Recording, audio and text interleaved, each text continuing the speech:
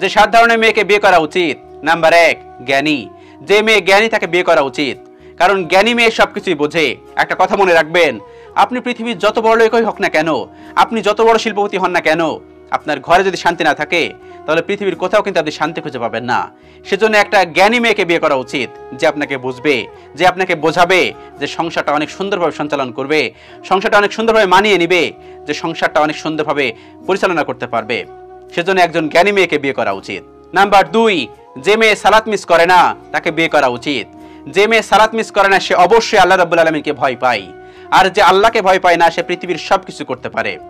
যে নারী আল্লাহকে ভয় পায়, যে নারী সালাত মিস করে না তাকে অবশ্যই বিয়ে করা উচিত। আর যে নারী আল্লাহকেই ভয় পায় না সে আপনাকে কি ভয় পাবে? সে তো কাউকেই পরোয়া করে না, সে যা কিছু করতে পারে, সে খুল্লাম ড্রেসে বাইরে যেতে পারে।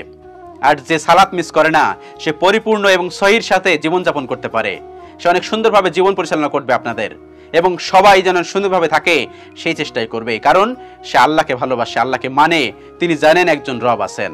নাম্বার 3, যার হায়া আছে তাকে অবশ্যই বিয়ে করা উচিত।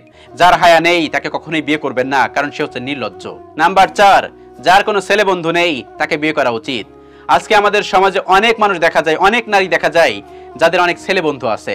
সবাই বলে মেয়েদের থেকে ছেলে বন্ধু অনেক বেশি ভালো, এই জন্য আমার ছেলে বন্ধু আছে। কিন্তু ছেলে বন্ধু কেন থাকতে হবে? বিয়ের পরে আপনার স্বামী হবে একমাত্র আপনার বন্ধু, কেন ছেলে বন্ধু থাকতে হবে? এই যে ফ্রি মিক্সিংয়ের বিষয়টা চলে আসে, এই ফ্রি মিক্সিং নারীকে যদি আপনি বিয়ে করেন আপনার জীবনটা তেজপাতা হয়ে যাবে। সুতরাং সবসময় মনে রাখবেন, যে নারীর কোনো ছেলে বন্ধু নেই, যে নারী মাহরম মেইনটেইন করে, যে নারী পর্দার সহিত চলে তাকে বিয়ে করা উচিত। এই কথাটা অবশ্যই মাথায় রাখবেন, যে নারীর কোনো ছেলে বন্ধু নেই তাকে অবশ্যই বিয়ে করা উচিত। নাম্বার 5, যে মেয়ে বিশ্বস্ত তাকে অবশ্যই বিয়ে করা উচিত। বিয়ে করার আগে হুট করে বিয়ে করে ফেলবেন না, বিয়ে করার আগে একটু খোঁজ খবর নেবেন, আশেপাশে খোঁজ খবর নেবেন। তার অনেক আত্মীয় স্বজন আছে, অনেক রিলেটিভ আছে, অনেকভাবে আপনি খোঁজ খবর নিতে পারেন মেয়েটা বিশ্বস্ত কিনা। সে যে বাসায় থাকে সে বাসায় দারোয়ানের কাছে জিজ্ঞেস করতে পারেন সে কেমন পর্দা করে, সে তাদেরকে ভালোবাসে কিনা। সেই বাসার যে বুয়া আছে তার কাছে জিজ্ঞাসা করতে পারেন। পৃথিবীতে 2টা মানুষের কাছে যদি আপনি জিজ্ঞাসা করেন, এক হচ্ছে বুয়া, দুই হচ্ছে বাসার দারোয়ান, সব তথ্য আপনি পেয়ে যাবেন। তার ব্যাপারে পৃথিবীর যত রকম তথ্য আছে সব তথ্য আপনি পেয়ে যাবেন। একটু খোঁজ খবর নিন। সবসময় মনে রাখবেন, আপনার যে পরবর্তী জেনারেশন আসবে সেই পরবর্তী জেনারেশনের ভিত কিন্তু আপনার তৈরি করে নিতে হবে। আর সর্বপ্রথম হচ্ছে একজন নেককার মা। তার যদি একজন ভালো মা হয় তাহলে সে আপনার সন্তানকেও ভালো পৃথিবীতে নিয়ে আসবে, সবসময় মনে রাখবেন। সেজন্য সে বিশ্বস্ত কিনা এই ব্যাপারে একটু খোঁজ খবর নিন, তারপর বিয়ে করতে পারেন। নাম্বার 6, যে আপনাকে সম্মান করবে সেই মেয়েকে বিয়ে করা উচিত। সবসময় মনে রাখবেন, আপনার সম্মান পাওয়াটা কিন্তু গুরুত্বপূর্ণ। আপনি যদি ঘরে সম্মান না পান তাহলে বাইরে কেউ কিন্তু আপনাকে সম্মান দিবে না। আপনার স্ত্রী যদি আপনাকে সম্মান না দেয় তাহলে বাইরের মানুষ কখনোই আপনাকে সম্মান দিবে না, কোশ্চিন কালও আপনাকে সম্মান দিবে না। সেজন্য যে নারী আপনাকে সম্মান দেয় সেই নারীকে আপনি ঘরের বধূ বানান। সবসময় মনে রাখবেন, আপনার ঘরের একটা উজ্জ্বল নক্ষত্র কিন্তু আপনার স্ত্রী। আপনার স্ত্রী যদি আপনাকে সম্মান না করে তাহলে পৃথিবীর কোথাও আপনি সম্মান পাবেন না। সেজন্য বিয়ে করার আগে একটু ভেবে করবেন, বা বিয়ের আগে একটু ভেবে চিন্তে নেবেন যে সে আপনাকে সম্মান করবে কিনা। যে সম্মান করবে তাকে বিয়ে করা উচিত। নাম্বার 7, যে একজন আদর্শ সন্তানের মা হবে এমন মেয়েকে বিয়ে করা উচিত। বিয়ে মানে কি বিয়ে করে নিয়ে আসলাম সব শেষ? নো। বিয়ে করলেন, সংসার হবে, ছেলে মেয়ে হবে, পরবর্তী জেনারেশন হবে, তাদেরকে মানুষ করতে হবে, তাদেরকে আবার বিয়ে দিতে হবে, তাদেরকে আবার ভবিষ্যৎ নিয়ে ভাবতে হবে।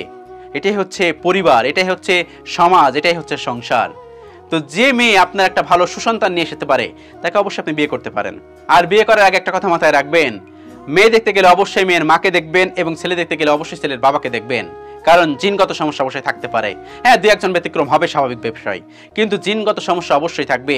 মেয়ের মা কেমন, সে সহিভাবে পর্দা করে কিনা, সে ভালোভাবে চলে কিনা, সুন্দরভাবে আচার ব্যবহার করে কিনা, সে একটু ঝগড়াটে কিনা, সে বেশি কথা বলে কিনা, সবকিছু আপনি দেখে নেবেন। এবং সবথেকে গুরুত্বপূর্ণ হচ্ছে সে তার বাবার ঘরে, মানে তার যে মা আছে তার মা তার বাবার ঘরে বেশি মাতব্বারি দেখায় কিনা, এই জিনিসটা অবশ্যই দেখা উচিত। সবসময় মনে রাখবেন, আপনি আপনার পরবর্তী জেনারেশনের মা নিয়ে আসছেন, শুধুমাত্র আপনার সহধর্মিনী নয়। এই জন্য অবশ্যই ডিসাইড করা দরকার, অবশ্যই ভেবেচিন্তে নিয়ে আসা উচিত। যে একজন আদর্শ সন্তানের মা হবে এমন কাউকে বিয়ে করা অবশ্যই উচিত। এই 7টি বিষয় মেনে চলবেন, এই 7টি পয়েন্ট মেনে চলবেন বিয়ে করার আগে। সবসময় মনে রাখবেন, বিয়ে কিন্তু একদিনের জন্য নয়, ওয়ান টাইম প্লেট নয় যে আপনি খেলেন আর ফেলে দিলেন।